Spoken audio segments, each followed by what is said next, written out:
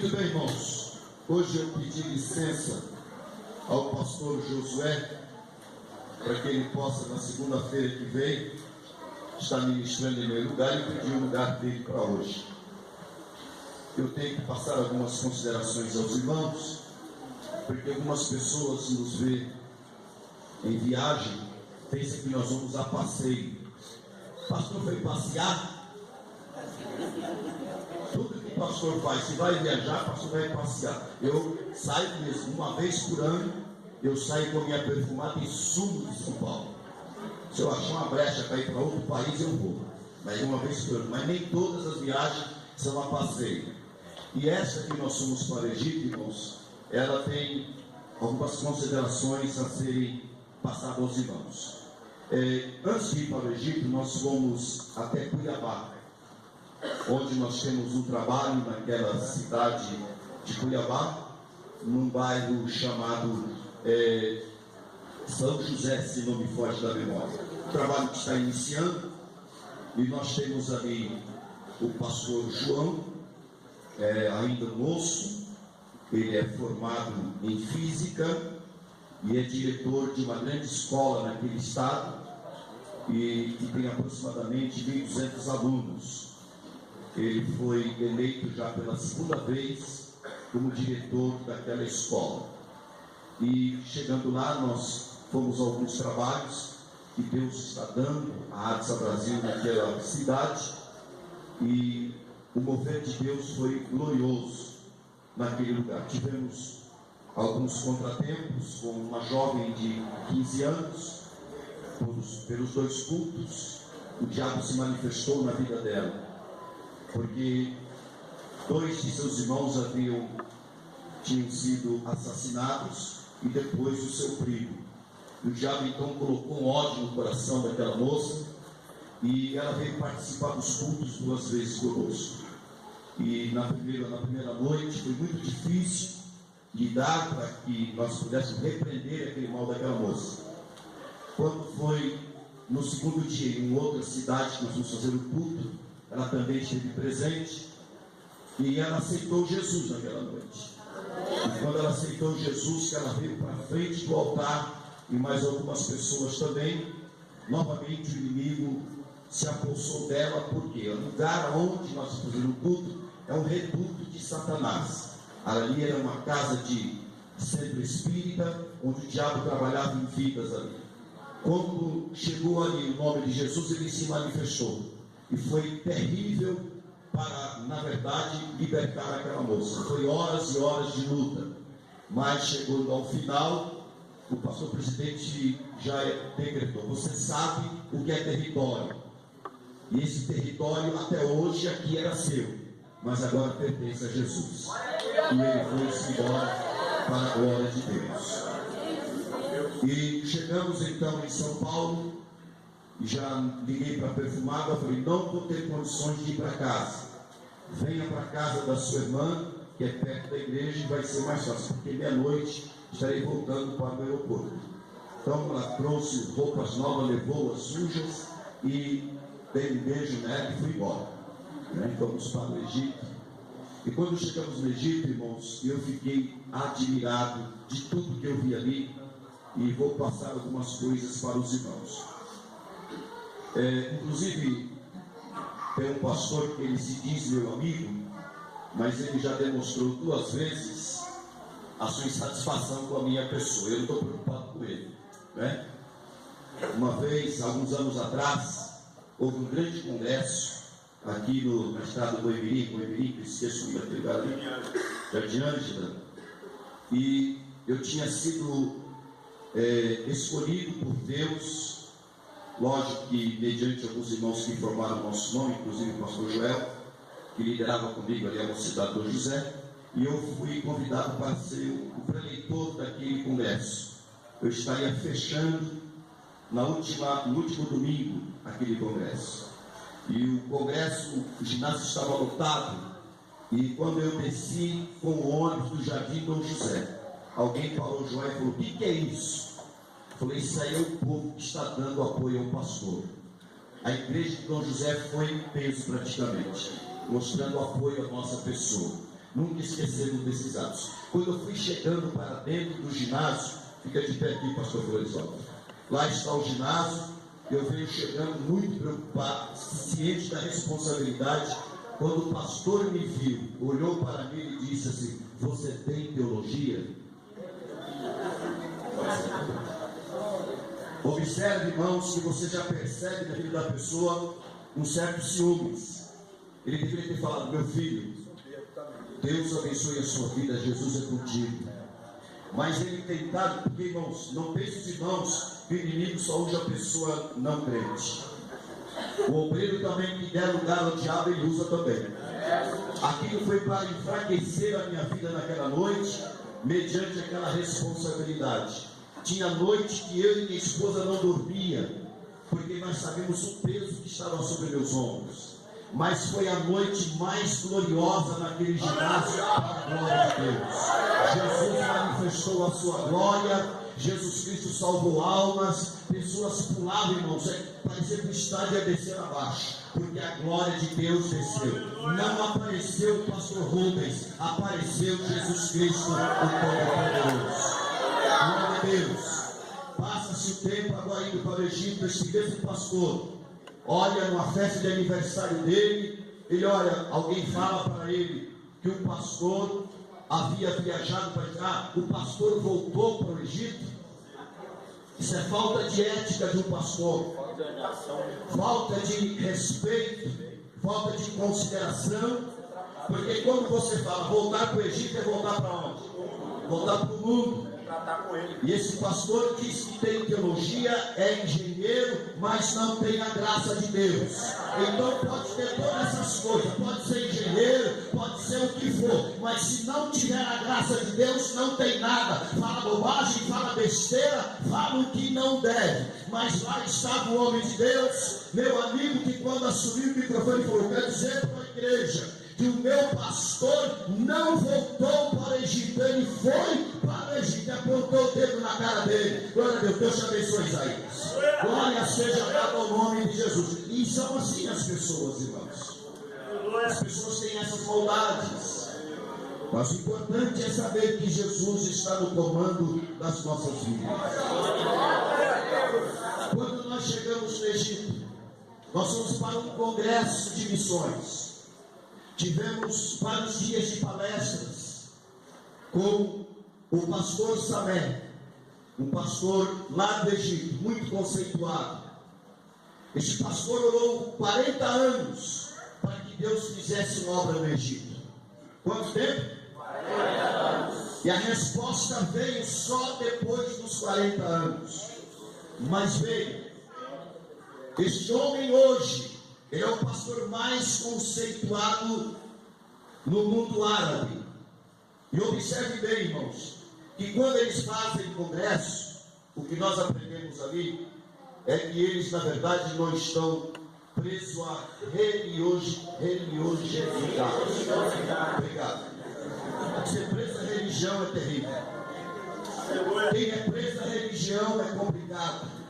É muita santidade. Não consegue nem ver Jesus agindo. E o que eles fazem? Nós observamos.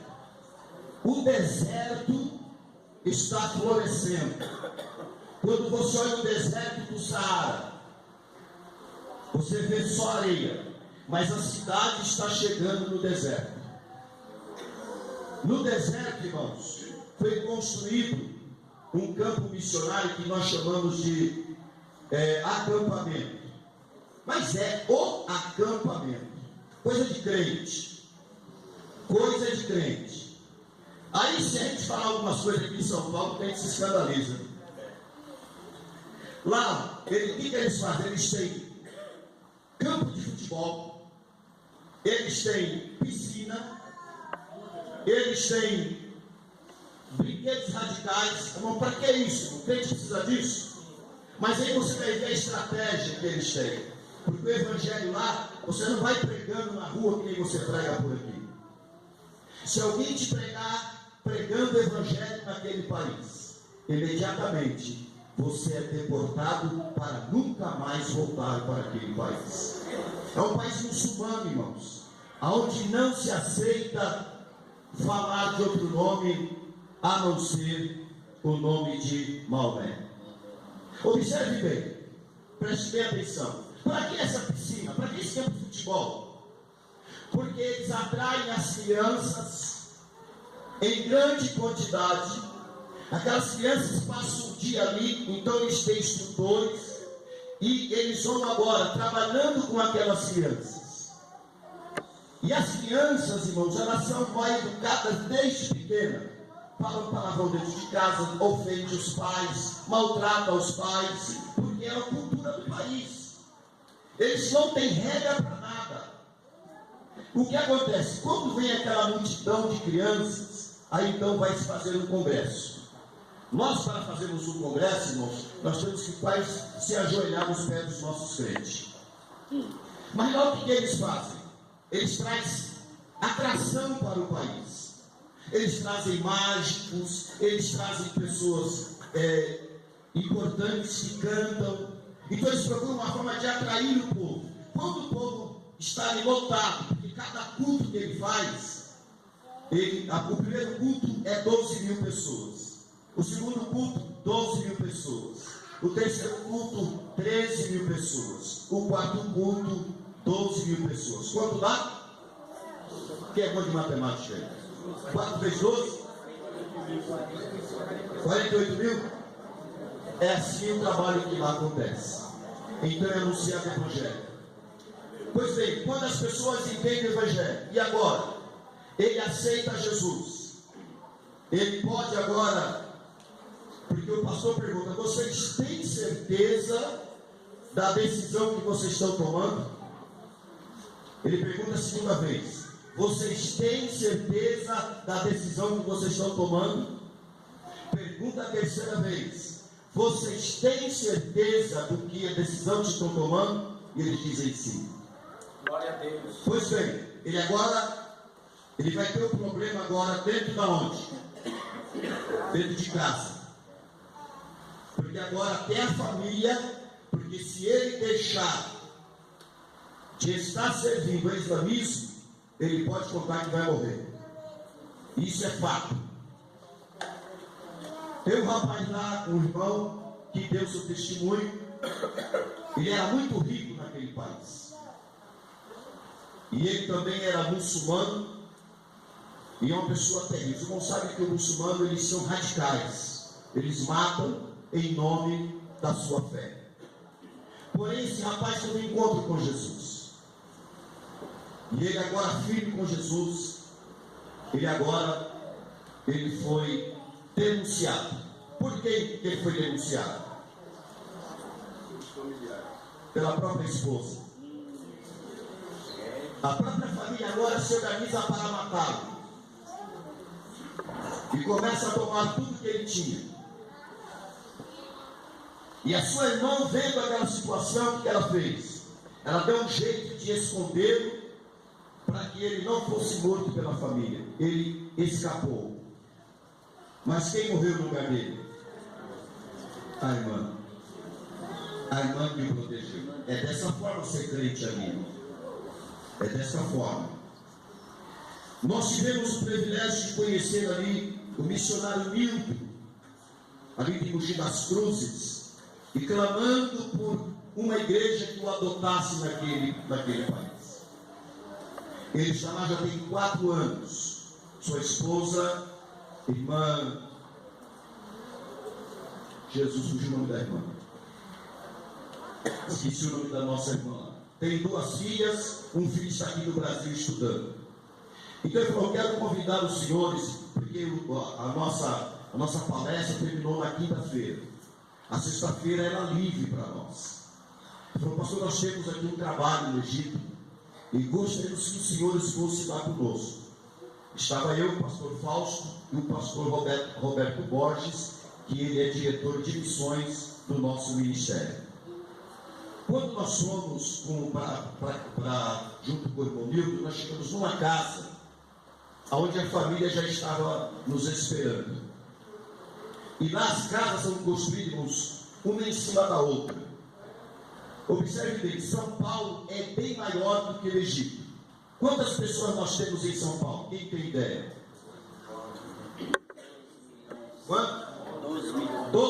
milhões de pessoas. Lá, irmãos, é menor do que São Paulo. Sabe quantas pessoas tem lá? 22 milhões de pessoas.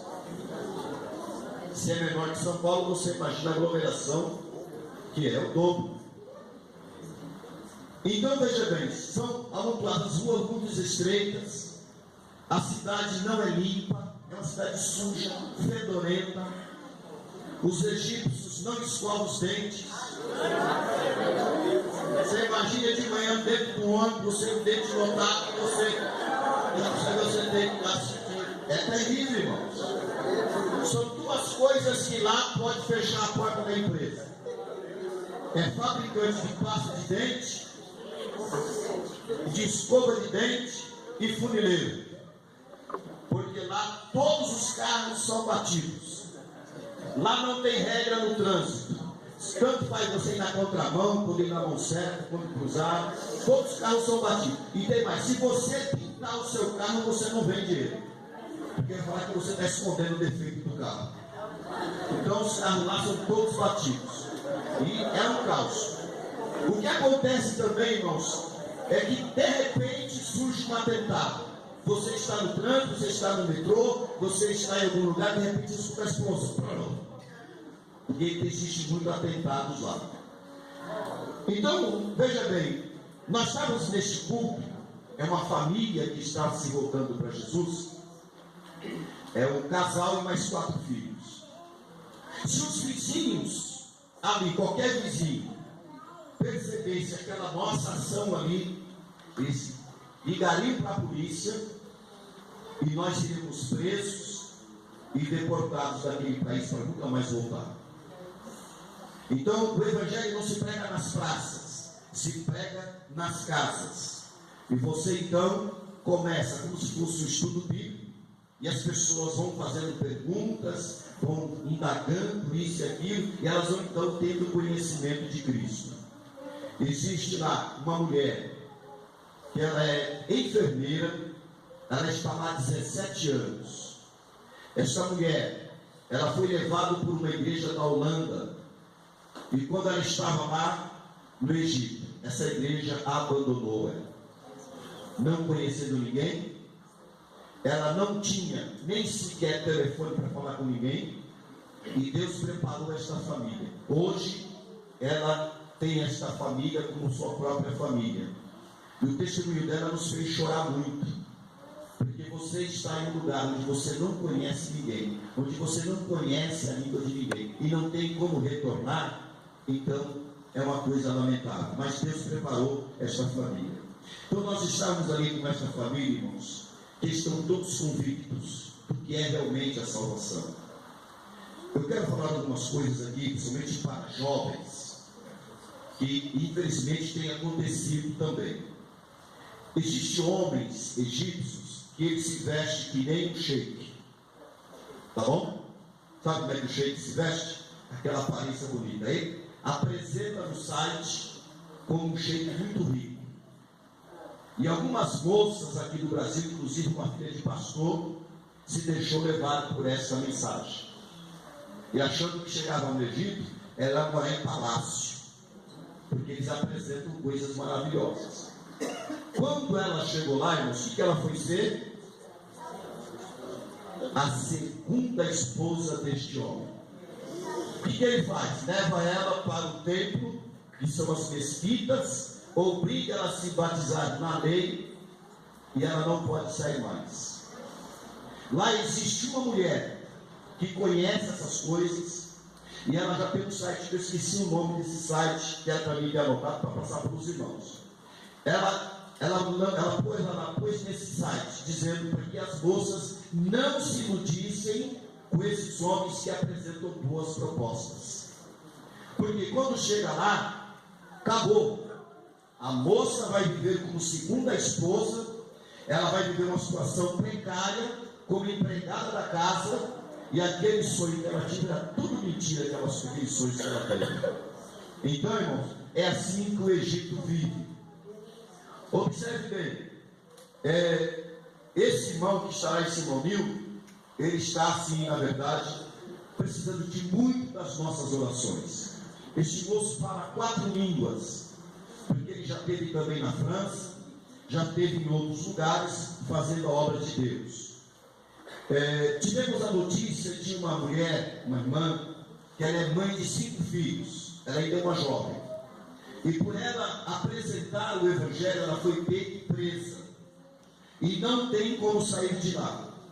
Ainda que existem muitas intervenções, mas está difícil para ela sair daquele presídio. E se ela continuar pregando o Evangelho ali, se ela for pega, ela vai ficar até sem alimentação. Então tudo é muito vigiado, tudo é restrito, irmãos, é restrito. Então o que nós aprendemos ali, que quando eles pregam o Evangelho, eles não pregam a placa de igreja. Por exemplo, aqui no Brasil, vai para o programa de rádio, vou apresentar com a igreja. Rádio. O Belém vai para a rádio apresentar quem? O Belém. O Ministério do Ferreira vai para a rádio apresentar quem? Então cada um defende a sua bandeira. Aqui no Brasil, não é verdade? Até mesmo entre nós, irmãos, nós temos alguém que fala assim, ó, a minha igreja é melhor. O meu culto foi melhor. A minha festa foi melhor. A minha igreja tem mais gente. A minha igreja é mais bonita. Irmãos, o reino de Deus não é isso.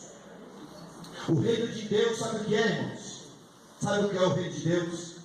É almas. O reino de Deus é almas. O objetivo é almas. Não é minha igreja é mais bonita, não é minha igreja tem mais gente, não é eu prego melhor, não é eu faço melhor, não, é almas. Almas. Para o reino de Deus. Quantas pessoas que discutem porque não gostou do uniforme, mas a pessoa que não trouxe uma alma na festa dela. Quantas pessoas que não orou pela festa para que Deus abençoasse a festa. Não convidou um parente, não convidou um amigo, não convidou o vizinho, olha, vai ter festa na minha igreja, eu quero você lá. Não, irmão. E ainda falam mal. O reino de Deus não é isso, irmãos. Tem pessoas indo, irmãos, aos montes para o inferno, e a igreja que é porta-voz de Cristo, ela está calada, aleluia, ela está pensando só em si mesma, ela está pensando no seu bem-estar. Não, irmão, o reino de Deus vai muito além disso, louvado seja Deus. Quando essas pessoas têm encontro com Cristo, mas elas choram, porque elas eram enganadas pelo Corão, que é o evangelho dos muçulmanos, que só ensina a matar, roubar, estrupar, destruir vidas.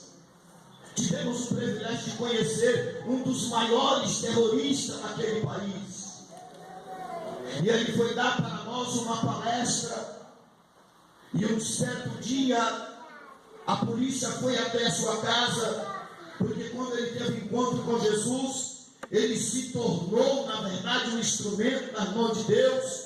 E agora ele começa a orar, as pessoas são curadas, os muçulmanos são libertos dos demônios, porque são demônios que atuam naquelas vidas. Porque o evangelho, na verdade, no muçulmano é destruição, o evangelho de Cristo é salvação. E quando ele foi preso, os policiais indagavam a ele, mas veja bem, por que você deixou a sua religião para ser cristão? Ele disse, porque eu, quando era, na verdade, muçulmano, eu matava, estrupava, eu assassinava, eu explodia, mas agora com Jesus, eu dou, aleluia, testemunho, eu ajudo a salvar almas, eu sou um homem de bem, eu vivo uma vida de paz, eu prego o evangelho, a minha vida mudou, a minha vida transformou, aleluia. Aí veio, irmãos, o policial de Gramado falou assim, ó, vamos tirar esse moço daqui, que até a minha cabeça está confundido. E levaram o moço. Quando chegou na delegacia que ele foi preso, ele expulsou o demônio de todos os presos que estavam ali. O delegado falou, como é que você faz isso? Que negócio é esse? Falou, não, Jesus me usa e eu faço, liberto esses homens. E precisava assinar a soltura dele. O promotor, olhando para a vida daquele moço, ele mesmo assinou a soltura daquele moço que está fazendo a obra de Deus.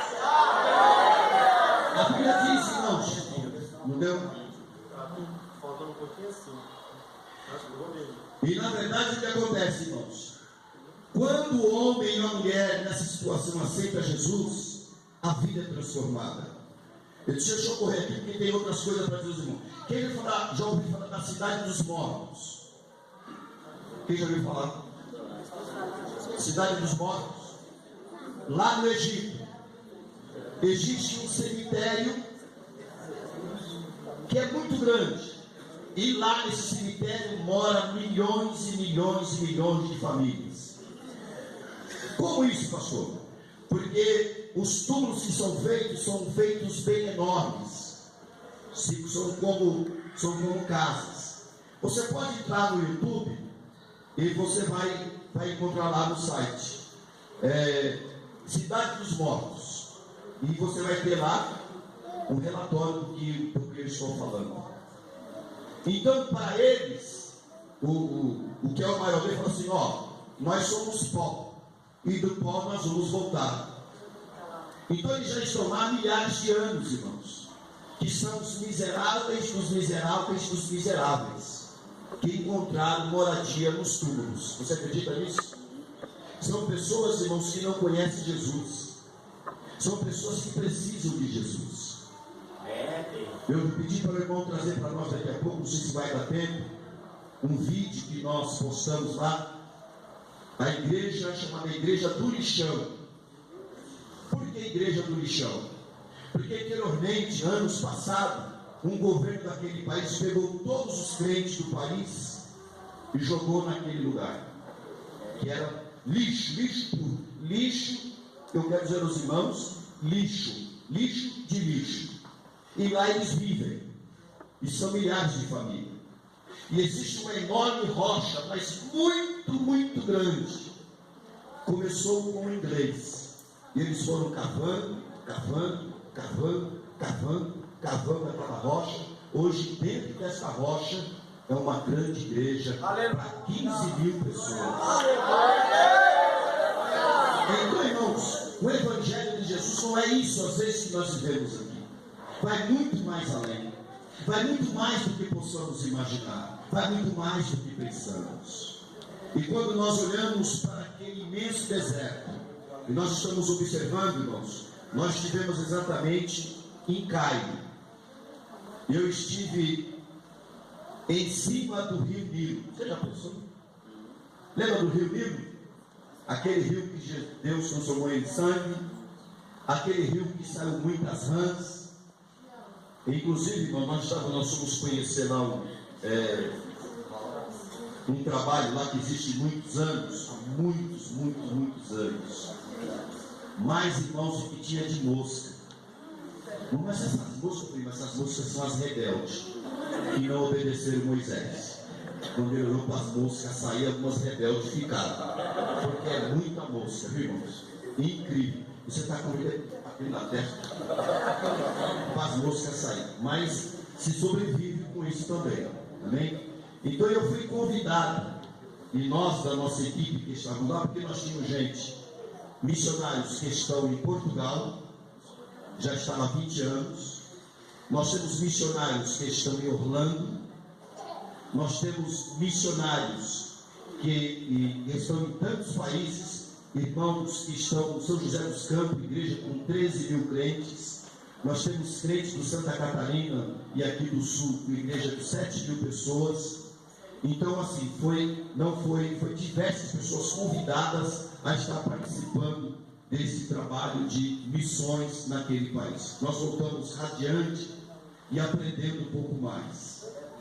E outra coisa, irmãos, lá existe também uma cultura. E, por exemplo, a mulher é casada, o marido morre, e o irmão dessa mulher, ele agora tem o direito de oferecer as suas filhas como dote para quem ele quiser. Lá tem meninas que elas vão para o casamento, diga por que idade? 12 anos. E muitas delas vão até como segunda esposa. São culturas completamente loucas que você nunca imaginou. Muitas vezes a pessoa tem uma ideia do Egito, mas é completamente diferente. Nós fomos para o museu, onde lá nós vimos como que na verdade faraós eram sepultados. Eles tinham 3 camas. Quando ele morria, ele tinha que passar por um processo de ser embalsamado. Então cada processo é uma cama em que ele se deitava. Então, irmãos, é uma cultura muito antiga, porém, irmãos, muito idólatra. Mas Jesus, ele tem planos com o Egito. Aleluia. Foi nos apresentado ali no Oriente Médio, um país que todo o país ali se droga. A partir dos 12 anos de idade, naquele país tinham plantação de café. Eles trocaram a plantação de café por essa plantação de droga. É comum olhar naquele povo que está com a bochecha de um lado, não é que está inchado, é que dentro tem ervas que eles mastigam e passam 24 horas drogados. Me parece que isso também existe na Bolívia.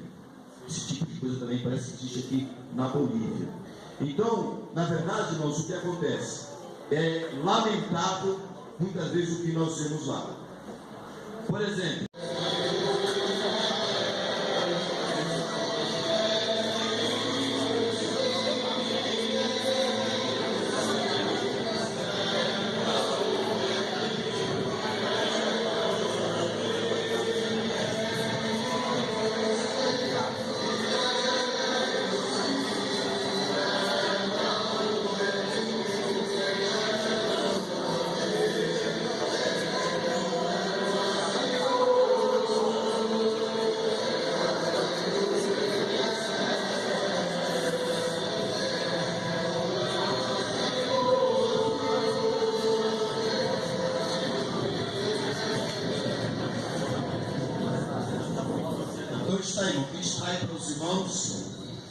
é esse conhecimento de que o Evangelho de Jesus não tem barreiras.